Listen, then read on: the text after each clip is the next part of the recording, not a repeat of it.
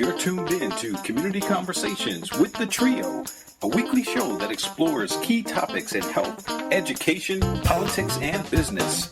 You can always find us on the web at cctrio.com or get connected with us on Facebook, Twitter, and iTunes by searching The CC Trio. And now, your hosts, the Trio, Dr. G, Sean D, and main man Michael Dove, on Community Conversations with the Trio. And thanks for tuning in to Community Conversations. Dr. G here, alongside me, Sean D, and we're still waiting on main man Michael Dove. Where's main man Michael Dove, Sean D, you know?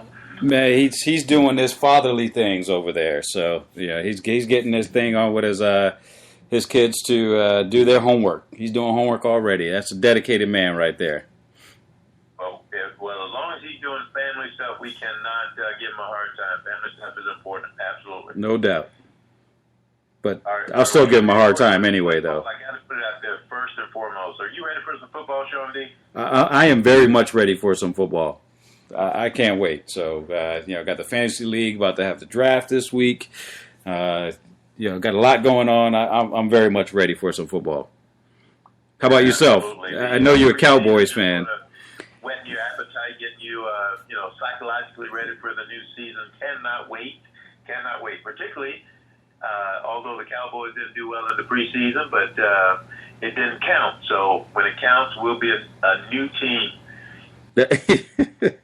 I was about to say, I am laughing because I'm surprised you even admitting it with being a Cowboys fan over there. So that's good. First step is admitting your mistake. Oh my goodness! I mean, as you know, I've been a Cowboy fan since I knew what football was. So. I heard a chime. Uh-oh is right. Yeah, okay. Go ahead, Cowboy fan. You've been a Cowboy fan since when? All I get is a chime. That's all you get is a chime. I didn't know if you was there yet. Cannon, like the Buccaneers coming in. So there you go. Came in just at the right time, man, Michael Jordan. Michael Jordan. There you go. Now you're talking. Where's my money? Talk about it. My goodness. You came in just at the right time, man, because I was talking about my Dallas Cowboys. How about them Cowboys? Yeah, I can't wait for the new season to start. We're going to kick some Philadelphia Eagles, you know what. Oh, boy, here we go. I had to hear it from Dove last time. Now I got to hear it from you. Oh, my goodness. It's going to be an interesting season, I think, for all three of our teams, Philadelphia, Dallas, and the Bucs. We just don't know. I mean, we know Romo's going to do what he can do, but it seems like he's got to have those pieces around him to be successful. Who knows what Philadelphia's going to do with their quarterback situation, new coach. Just not sure. And then the Bucs the same way. We really are hearing that we're supposed to have all these Pro Bowls on our defense. We sure didn't look like it against Tom Brady, so I don't know. Incredible. Yeah, but I can't wait. It will be a great season. And then, of course, the college football will be interesting as well. Anybody know what the outlook is for the USF Bulls? Hopefully they can win a couple games. Sure don't. We've been hearing so much about the SEC and Alabama #1 and Texas A&M. I'm not sure what's going to happen along with USF. We'll have to look that up and maybe get our sports guy to get on and give us some info on that. Oh, yeah, absolutely. Yeah, anything else going on, guys? You guys ready for school to get started? I know you guys have kids. Everybody started already? Yeah, I say Dove's already in it. Yeah, we working on a summer assignment even this evening. It seemed like time went by so fast, but I'm ready. We talked about it before, Sean D, related to the impact of school on the home nowadays. Before it was really just worrying about the new traffic and all the buses on the roads. I mean, we spent over $300 just on supplies. And it wasn't because that's what we chose, it's because we got a list that said that's what they had to have. And I just don't remember that when I was a kid, having to spend and maybe I just was naive, but spending that much money to take things to school, tissues and pens, and not just for your children, it's for the entire class. Wet wipes and stuff like Yes, that. right. It's not one or two, it's 6, and it's a case, and it's a this. And I definitely understand about, it's a community. Some kids are not going to be able to have everything, and everyone brings extra. We have extra, and I know teachers who, they're the ones who, in many cases, are buying some of these things, bring them in the classroom. But what happened? What's going on with our tax dollars? We're not paying the teachers a lot. We're not, obviously, buying them all the supplies they need. I just got to understand what's going on. Even teachers are still, they have to spend their own money, beyond what is being brought in. That's one of the big issues too for teachers is they're still spending their own dollars to still get some of the other extra supplies that they need. So again, it's time to take it on up to Tallahassee and then on to DC. Tell them you can't take it anymore. You need to put some money back in the education budget. Absolutely. What happened to the lottery? The lottery's supposed to handle that. I was asking the same thing. The lottery it seems to be doing very, very well. Where are all those dollars?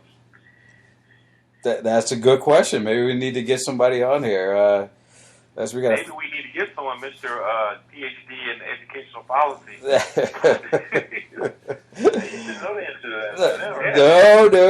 No. My class don't start back up until I still got another week before my class starts. So, but no, and actually it's going to be stats. So I'm going to start looking at some numbers now. But I was thinking actually one of the chair of the department, Dr. Roll, he does a lot on the finance side across the country. Actually, he gets called in to look at finances on the education side. So maybe we need to get him on. I'm sure he'll have some insight into where's all this money going and where should it be going if it's not going and where it's supposed to be going. Did you all see the story in the local paper where since we're talking about school, where the Pinellas superintendent did a robocall this morning at 6:00 a.m. and got all the parents upset? I did not. No, I did not.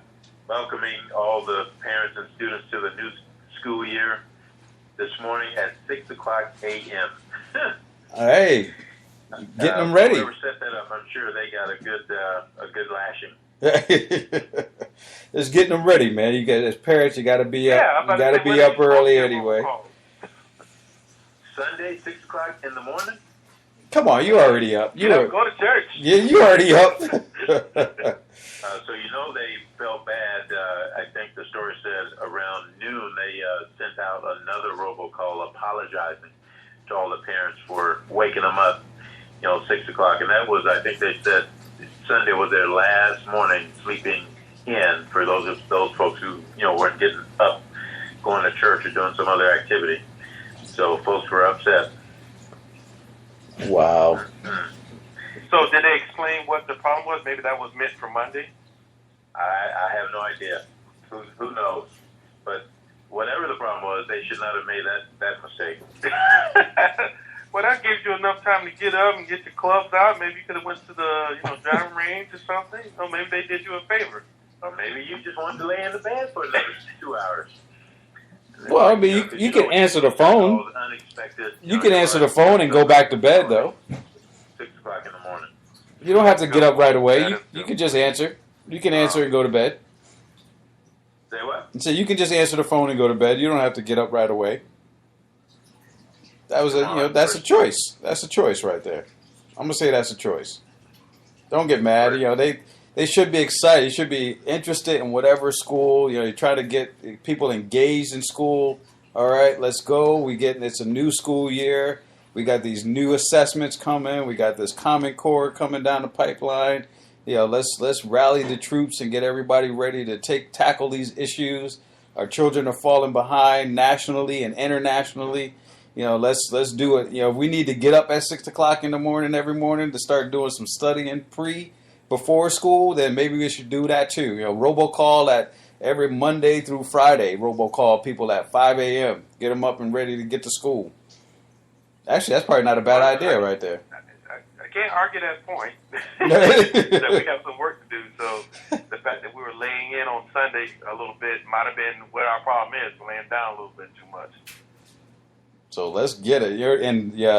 Speaking of big wigs, the state of Florida, what was the new Secretary of Education? I think they call him. He's not the secretary, but he's basically the Secretary of Education for the state of Florida. He resigned. What? So you didn't hear that. I didn't know about that. He resigned earlier. Was it earlier this week? I think it was earlier this week. Last week. Earlier last week, he resigned because he came from Indiana, and there was a big hoopla because he's a Jeb Bush guy. He's a Bush guy, big Bush fan, Bush policies, loves testing, that whole era. So he got ousted. He was ousted because in Indiana they vote for your commissioner. That's what it is. Commissioner of Education. They vote in Indiana, and they voted him out in Indiana. And when the opening was here in Florida, they brought him down to Florida, which was a big deal. Because of the school grades and the upcoming uproar that's about to even take off even further in Indiana over his tenure, he decided to resign because it was already starting to bubble up here in Florida. Yep. So now they're hiring someone else and intern right now, of course. So it's an intern person and going to take over. Congratulations, Sean. Easy. Not yet. I got some work to do first. But that's coming though. That's coming. But yeah. So that's disconcerting that we're starting the school year off without a commissioner of education. Yeah. Well, with the interim. So there's an intern person now. But yep. So resign. I don't think he's been in the job 6 months. Infrastructure in place where it won't be that big of a deal, and they just get it done. Sounds like our education system is kind of like the Dallas Cowboys. You have these coaches and interim coaches, and I don't know. Wow. Always circles back to that, right? Hey, he got me last week, so that's on you this time. Another very interesting and I guess somewhat disturbing development here in Hillsborough County. There's a story recently that talked about the increased number of people who are relying on food stamps compared to last year, and they're saying this in light of the fact that the economy is, getting better, and more people are working. The joblessness rate is down, that type of thing. But 71,000 students this year will be on free or reduced breakfast and or lunch, compared to last year, which was about 58,000 students who were on free breakfast, lunch, which is so something's happening where you have that big of a jump from one year to the other, which I think caught people by surprise. Mm-hmm. Yeah, well, but it's it's still needed. That's part of the thing. That type of program is needed. It's so for some of our kids, this is when they get to school, that may be the only meal they get all day. Till the next day they go back to school. So it's a needed program. The story was more focused on the fact that it went up significantly from last year. Because you're right, it's a very important program for a lot of families and students who go to school. Because you cannot learn if you're hungry. Yeah. And so I think the premise of the story was the increased numbers as opposed to the numbers in general. When they were thinking that the numbers would either be stable or even decrease based on what the economy has been doing here recently. Yeah, that's. Once again, I see these, sounds like they're symptoms of some type of problem. I can't identify what the problem is because that does seem strange with the uptick. The stock market has broken records. Unemployment is not low, but it's down compared to where it was. What were these people doing when, unemployment was at 9%? How did they make it? And now they're not, or do we have more people moving into the area? You know, it's really interesting to try to figure out what these things are. I think we get so used to these programs and don't really understand why they exist. Because at least in a business setting, programs like free lunch would be something that you use as a stopgap, but then you solve the problem and work it out of existence. It wouldn't be something that you'd want to have forever, because eventually you'd want where the kids are able to eat at home. Right? It doesn't seem like we're doing it. It seems like we're just, maintaining it, and we don't even know what the root of the problem is. Well, yeah. I enjoyed my free and reduced lunch back in the day, so that's I enjoyed my free and reduced lunch, and I needed it, so it was but again, it's I think they still have the economy is not doing as well as folks would have liked. So there's the stock market, main man. You talk about it's hit some records over the last years, but it's still, we're going back to, really, there's probably that effect is still only on that 1% that's really kind of feeling the bump, so to speak. There you go. That's so we're back to that. That's the upper echelon of folks who are involved in the stock market, who are feeling those kind of returns, and it's a lot of us are not engaged in the stock market. So even though its stock market itself is doing well, we're not seeing any returns from it necessarily, because you're not, like Lotto mentioned Lotto earlier. Well, you can't win it if you're not in it. So no matter how many times people win in Lotto, if you can't say, well, I'm not getting any, if you're not playing in it. So same thing with the stock market. Now, just being in the stock market, it isn't going to make your income, just skyrocket. But you can't look at that and say that that's going to be a piece that is going to impact what you're doing, what you're taking home every day or every week, 2 weeks, whatever it is. Well, as the main man, Mike Dove, on the show, I try to say some things that are maybe counter to our collective opinions, just because we should think about things on all sides. Mm-hmm. And I'll admit, I've not thought about it with reduced lunch, but I've thought about it when I've seen, at night, you see the guy with the beard, looks like almost like Kenny Rogers, and he's standing next to a child and goes, this is, on the way to love. The Raider's really hungry. And I know what you're talking about. You know what it feels like to be this hungry? Can you send, $5.50 or, whatever to children's whatever fund?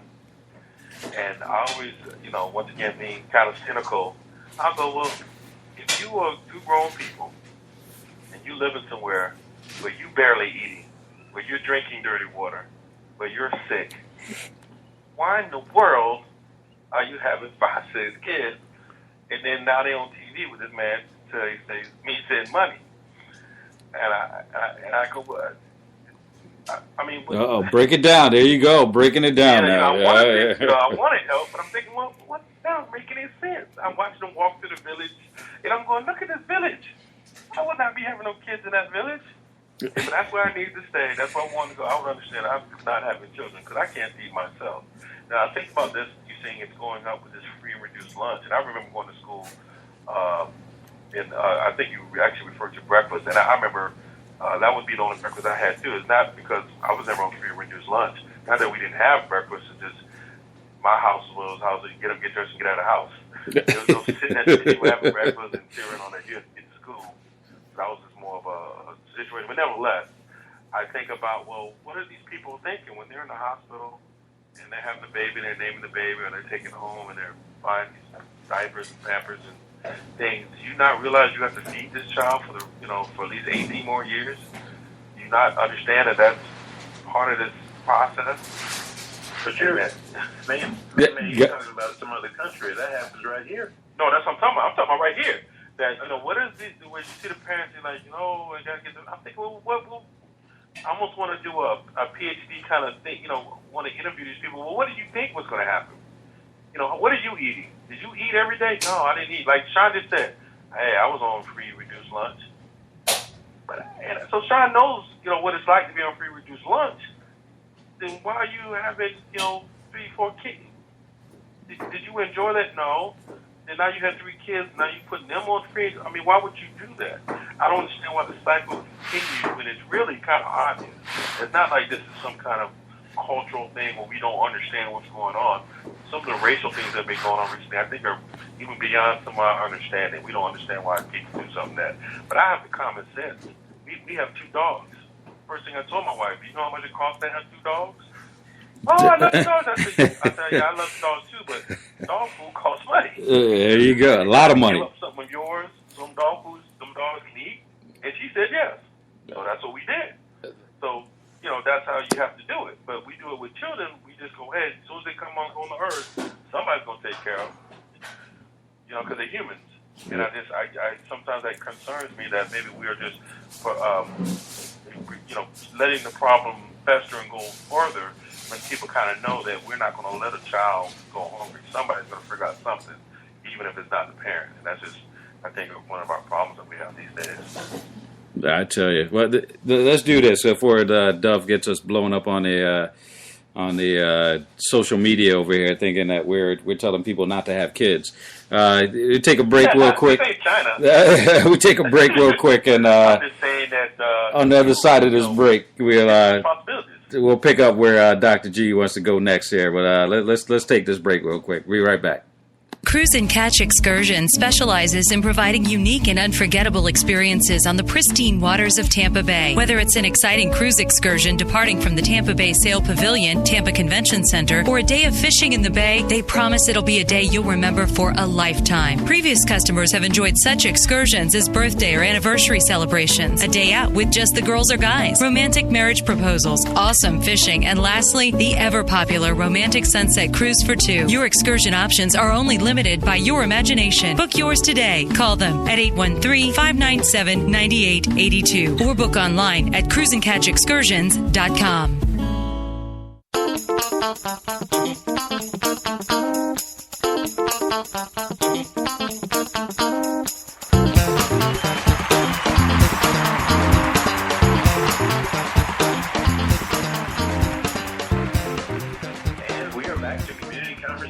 With the trio, Dr. G, Sean D, and main man Michael Dove. And Michael probably has our Twitter, Facebook, and all of our activities lighting up the board right now with his latest comments of telling people they don't need to be having no kids. Man, what's up with that, man? Come on, maybe we need to change subject right now.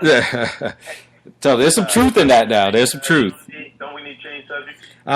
We do, though, yeah, because like I said, it wasn't Sean D. I didn't tell you could have no kids, but make sure you take care of them. That's all. That's all I'm saying. Make sure you take care of them. I guess I won't be married anytime soon. It's just a thought. See? It's just a thought. But you're good on the policy team. Hey, you guys keep up with the Jesse Jackson Jr. Was sentenced this past week.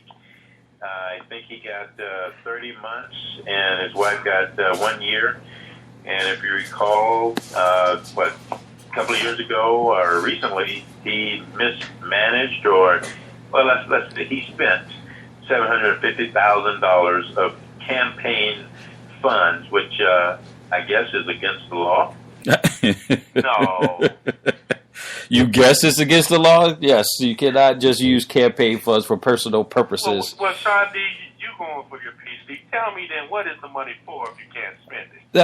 No, that did say you can't spend it. You just can't be spending it on like Michael Jackson jackets and guitars and going on trips and vacations and buying watches and so on and so forth. Now, if you got a campaign you got going on or you trying to push a bill forward or something, then yeah, you can spend it on things like that. But they were just going absolutely bananas over there. I don't know what I was going to say I don't know what they were thinking, but I think they were thinking we never going to get caught. This is never going to end right here. So, but now they got to pay it back. I understand. Is that correct? They got to try to pay it back. Like what was that Kwame Kilpatrick up there? Isn't he up in that same area? Well, he's in Detroit. So Detroit, Chicago. Is there anywhere in Chicago? Chicago, Michigan, all that. I think they would have to sell it. There's no way. I mean, 750. I mean, what could you have bought for that? Yeah, nothing.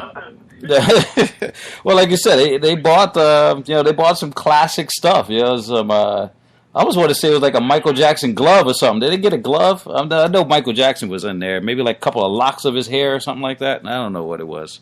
Yeah, it was crazy, man.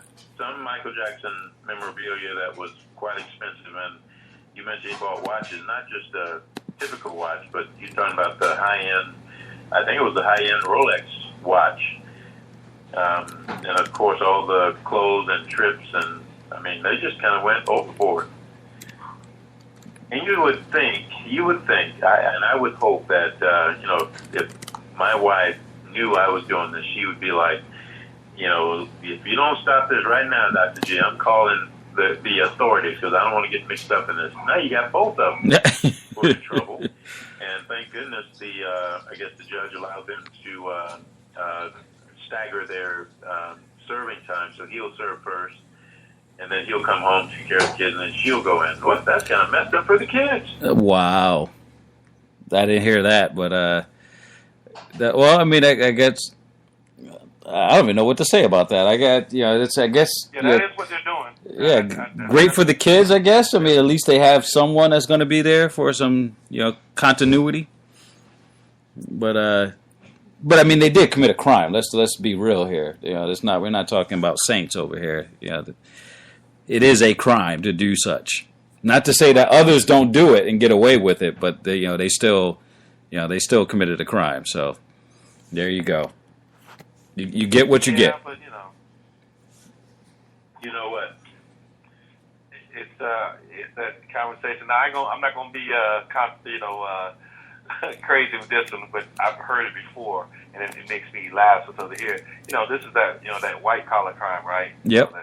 That crime that supposedly doesn't necessarily, it's not like murder or drugs or what have you. It's not like he went out and bought, some cocaine.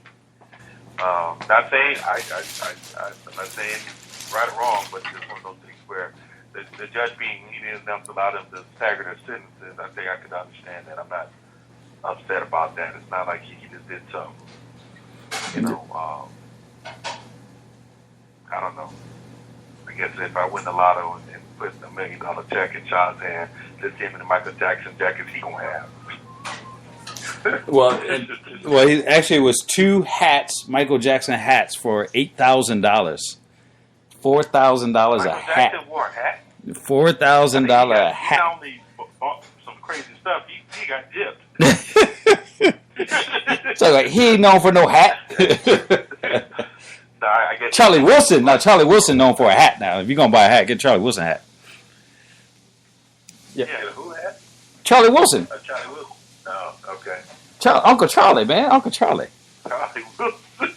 Yeah, man. Yeah, he known for hats, man. He sell hats. Now I don't know about $4,000, but he sell hats. I will say something significant about this real quick. I know we need to move on to the next topic. I believe we talked about a little bit, Sean, the last show. If not, I know we've had a personal conversation about it, about the lost legacy of Martin Luther King, about the people that the pictures of Martin Luther King with his lieutenants, if you will, his cohorts, etc. And there's some that became mayors and governors, and there's one still in Congress right now. You have Jesse, so forth and so on. But what they've been able to do since Martin Luther King's death and what Martin Luther King did himself, I would argue there's not a lot of comparison. I mean, the impact that one guy had with all their help, but that one man had, you take that one man out and you got all of them still here, all of them still around, and you don't have even 25% of the work that he did, in my opinion. And now their generation is slowly passing, right? Jesse's older, Al Sharpton's older, all these people are older now, so they have their sons and daughters, and Martin Luther King's sons and daughters. But you don't see that same. I think once they go, I don't see another generation of the Martin Luther King, generation, if you will. And that's concerning to me because I'm not sure what we're going to do when we lose leaders like that. So you don't think they have any more Obamas on the horizon? I argue the point that Obama is not a result of Martin Luther King. It's not the type. I'm talking about the changing of a culture. I mean, Martin Luther King did more. There's not going to be an Obama day, I don't think. Maybe in 100 years or so, someone thinks that's significant for a black president. But I don't think there's going to be a day off from Obama because Obama's done some great things. But he didn't. He changed. Martin Luther King changed a culture. You know, he changed more than just a political. He changed social, civic, and political. And he had these people with him that I would have hoped would learn something and would have went out and assisted in continuing the legacy. But I'm not really, I'm not really seeing that, at least in my opinion. And it's concerning when you see Jesse Jackson's son, who's right there. He was at the doorstep. He was a congressman. Right there. Mm-hmm. Right there. Mm-hmm. Mm-hmm. It's right there. Mm-hmm. But, And just threw it all away.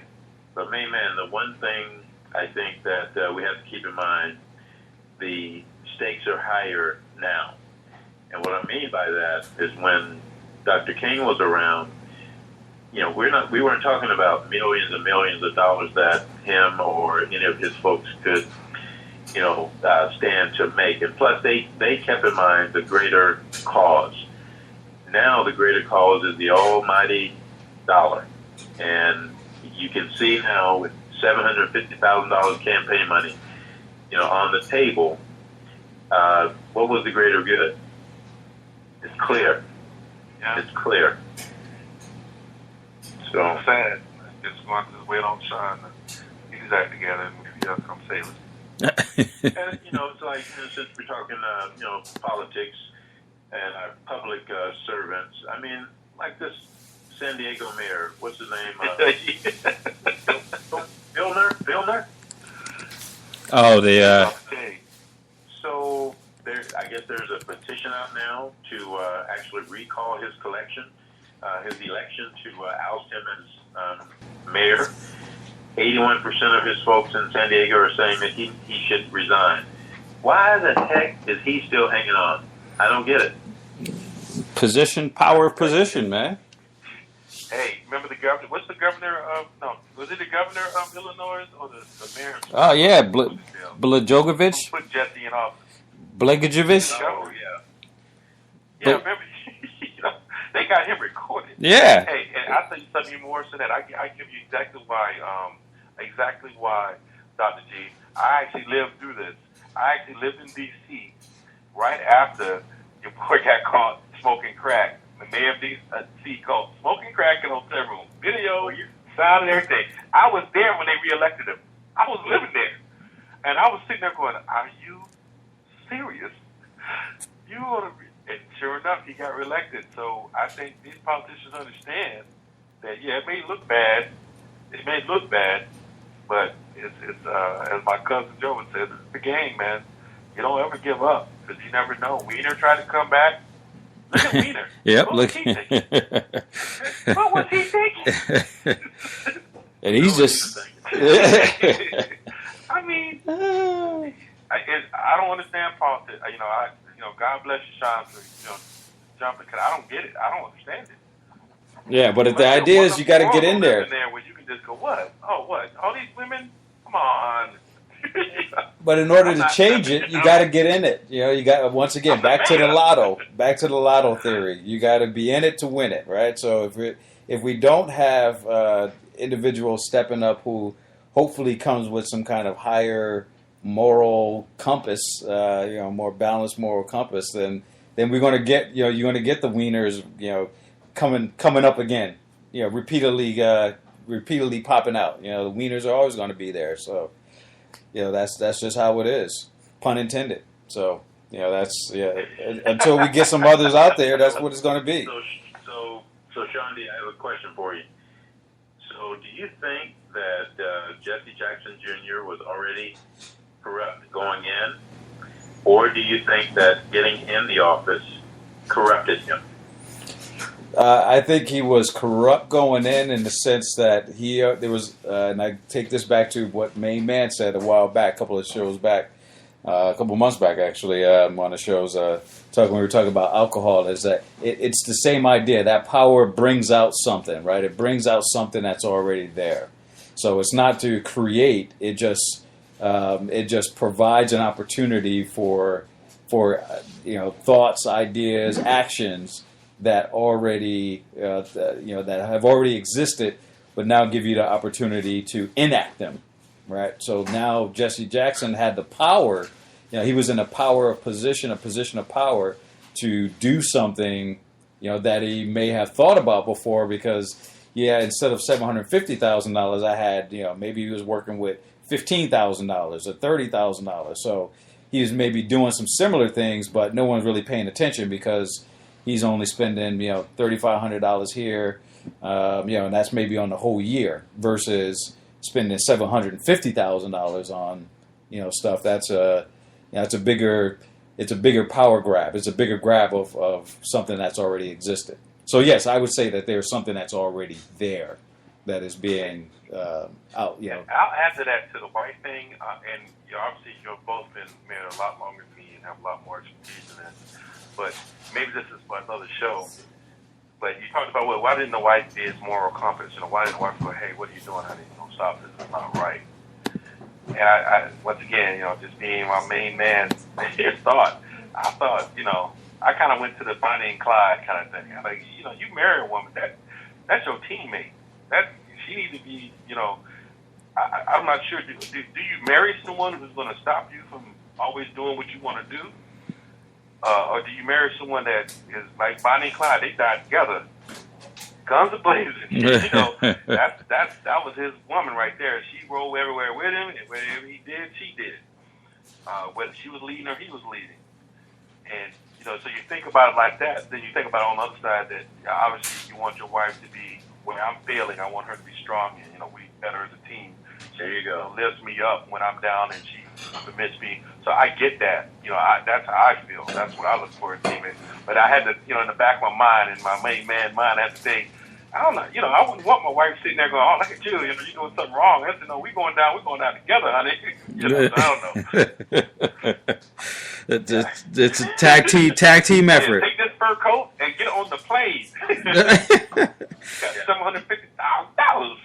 Yeah, there was another politician that, speaking of which, who... They are right now, and the folks who are suffering more than anybody are those kids. I'm not sure how many kids they have, but I think they're, teenagers where they can clearly understand that, daddy going to jail, mama going to jail, and we're going to be without one of them for, what is it, 3.5 years or so? Yeah. And so that's when that, mate comes up to say, hey, this is not right. You need to straighten your ship up, or, mama gonna be up out of here. That's the way I look at it. So moral compass. Actually, one of my classes coming up this semester is a ethics and leadership class. So we're talking about the ethical side of the equation, right? So making ethical decisions. So I would say it's not always, some of it is clear and cut and dry, but I would say some decisions are maybe not as dry and known immediately to be the right way or the wrong way to do it. But something like that, $750,000 on these little tchotchkes, I think there's the ethical piece needs to kick in on that side. So you just need to say, this is an opportunity for someone to take me down, and they could do it. And it won't matter who else is doing it. It'll just be that I'm doing it, and I'll be taken down, and my career be over, and at least a part of my career be over. Because I'm with you, main man. He'll be back around. You'll hear Jesse Jackson's name again at some point. So we got short memories. All this technology and social media is always be the next story within another couple days. So. Yeah, indeed. Hey guys, one last item before we get out of here. Since we're talking politics, the White House, that kind of thing, Lee Daniels, The Butler. Have you guys seen the movie yet? I have. I have not. I have not either. So was that Sean D? You seen the movie? I have seen it. Yes, the wife and I went date night Friday night. Oh, tell us about it. Yeah, it was good. Actually, started like a showing a star-studded cast. I won't give anything away since you haven't seen it. Nothing more than what you're already seeing. But it was an interesting story. I mean, for me personally, I have sometimes difficulty seeing movies like that, going in to see movies like that, because I just don't want to start slapping white people as I'm walking out the theater, kind of thing. So I have that feeling. So that's although it is there's a lot to it in that regard, as far as the showing what really was going on. Given the pictorial to what the story, what the narrative was back in the day. It's worth seeing. I would put it that way. It's worth a look. Yeah, I was questioning how the actors even get through that. On both sides. If you're a white person, you're being asked to act in that way. I mean, obviously, if you're a good actor, you should be able to do it, right? But it's gotta be hard. It's gotta be hard. And the reason I haven't seen it, I'll probably have to see it on video. The same reason I had to go see 42 either, is that I definitely struggle with those movies. I get kind of emotionally attached to them. So the last thing I need to see is that going on, and then I have to deal with that for the remainder of the day or the weekend. So I try to avoid those movies, maybe watch them when I can, I can fast forward, and because I get the gist of the scene. I saw the scene on the commercial. I keep seeing it. Why? Because I'm drawn to when he's pushing, the white guy's pushing the black man's head in his food while he's sitting at the counter. Uh-huh. So I already knew, I'm not going to see that movie. We don't want any problems at the Metro Plaza. It's there's some tough scenes in there, no doubt. Yeah, there's some tough scenes, but I don't have that kind of reaction. It is hard to see. The reaction I have is that the reason I sit in the position I sit is because we have a cadre of people who went through that situation, and all of us now are basically standing on their shoulders, them having to go through what they went through, so that my behind can sit in a corner office at a major institution and do the things that I do. And so for me, it's almost a way of what's the word I'm looking for, and not that it has to be glorified, but also a way for our kids to see that it wasn't always easy. It wasn't always this way. Where you can go and go, do whatever you want to do, et cetera, et cetera. And we still have a long way to go, quite frankly. And with looking at some of the recent events, but people had to go through a hell of a lot for us to be able to do the things that we are doing, which it is mind-boggling, quite frankly. I don't know if I could have made it. First time somebody smashed my head into a pan of food, or told me, boy, you need to go, you can't drink from this fountain or whatever. Would we have made it? I don't know. Yeah. It's been a struggle. Yeah. You say that now. I mean, obviously I wasn't there, but I think about it that I think I heard the conversation or the comments. I'm sorry. That was so long ago. Why are you guys still, thinking about that? I'm thinking, oh no, the water fountains was in my dad's lifetime. What are you talking about? It wasn't long ago. He went to an all-black high school. That's one generation. So what are you talking about? Yeah. It wasn't that long time ago. I'm not talking about slavery. I'm going to bring that up. That is a fairly long time ago. But these things are recent that we're seeing in 42 technically. Well, he was born 6 years later. But nevertheless, it's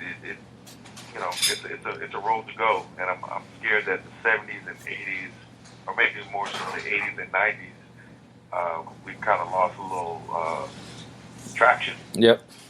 We got a first black president, yes, but has it really moved our cause forward? I'm not sure it has.